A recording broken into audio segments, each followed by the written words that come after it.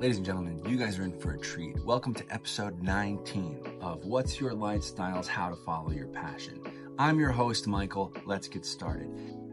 Fun fact about me, I am a Gemini, born in June, and one of the reasons why I'm doing this is because I want to. You guys are going to meet Dave Pilarte, and he's a professional boxer out of Houston, Texas, and met him, and he's just got such a cool, genuine, authentic, selfless spirit. And we talk about boxing and bullying and standing up for yourself and learning how to protect yourself, and it's just a cool conversation, and I hope you guys enjoy it. Guys, this is David Pilarte. Thank you. Dave taught me through the crouching jab up, like your change your level jab up. I've probably hit clean 100 fighters with that. Dude, it works, bro. No one thinks it will. No one thinks it will, and it's incredible, especially as a tall guy. Comes from underneath. Yes. As a tall fighter? Andre Ward, yeah. From who? From Andre Ward, the Olympic gold. Oh, Dude, no. he's the last American Olympic gold medalist. In fact, he just came out with a documentary, I think, end of last year or this year. He's a good Christian, so that's awesome. That's awesome. With this Jesus thing that's been important to us, there are people who live this life, this journey selflessly, and there are people who live it selfishly.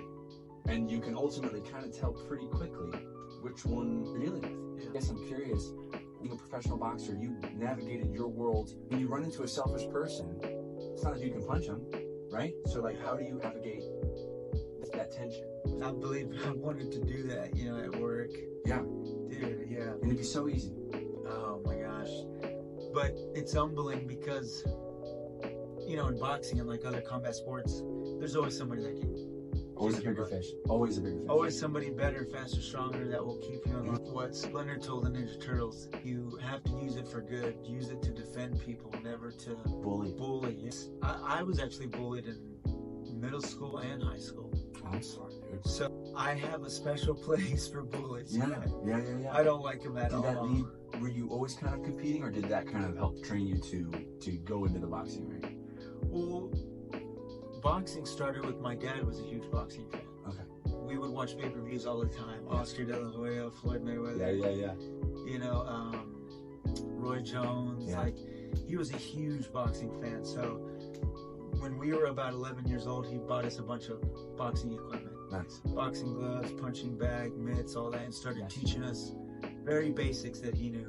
Yeah. He wanted to instill that kind of a discipline and lifestyle. Oh, which that's what your brother and I talked about. Me and my brother just, would always spar each other, play around. But when we say sparring, we mean like just practice without killing each other. We get heated sometimes. Oh, absolutely. My little brother, we have tried to kill each other. God bless us by us being too small. We were just too small. We couldn't do it. What would you say to someone who grows up without a sibling? How would you get those first reps? How do you learn how to train with someone if you don't have a sibling to train with? Well, nowadays, there's a lot of gyms. Yeah. And that's something we didn't have back in the day. Yeah. We literally had one. Right. When I was 11 years old, we had one gym, one boxing gym. And whatever that coach said was it was like a freaking VIP club. Like, you couldn't just walk in there. You had to be a professional. There you had, rules. There are rules. They didn't just, it was huge. So you're just training on your own? Yeah, just training on your own. My church actually started an MMA program. Nice. Our youth pastor was freaking cool, man. He had tats, huge UFC, tatted up, lifted weights, big UFC fan. And shout out to Ben, man. Ben was the freaking coolest dude. Benjamin. Try to interview him. Oh yeah, dude, he's still training today. That'd be dude. That'd be sick. He got us into Brazilian Jiu-Jitsu. Okay. He opened up a club at our church that was called the Brotherhood of Iron. I'll never forget it. What advice would you give someone who's starting tomorrow and they've been too nervous, and now that they see you and us talking about this, they're going to go give it a shot? What their day one could look like? I would say the best advice I can give, one thing that I've been learning, is being brave and bold in a different way. And what I mean by that is, as a fighter growing up in gyms, there's a culture of, and this is a part of just being a man too, but especially as a fighter, you don't want to seem like a wimp or a sissy. So you'll tend to never... You get abused? You'll tend to never say no. Yeah. When you should. Yeah. We think, and I used to think, that it's more brave and bold to say, yes, I'll spar anybody, you know, and then you get damaged. Yeah. It actually takes more bravery. You have to stand up for yourself. It takes more machoism, if you want to say, to tell somebody no than to just say yes. If you're a young fighter, it absolutely lies more on the responsibility of your coach to take care of you. Yes. Pick a good coach. Find a good that's it. It's find a good coach. If you see their head coach, look at how the head coach interacts with their fighters. Yeah. And if you like what you see, just go watch. Say, hey, I'm here to try it out, and just watch how their coach deals with their people. Definitely, you know, the fight game, you want to have a good coach. You want to be able to say no. Because you can only take so many.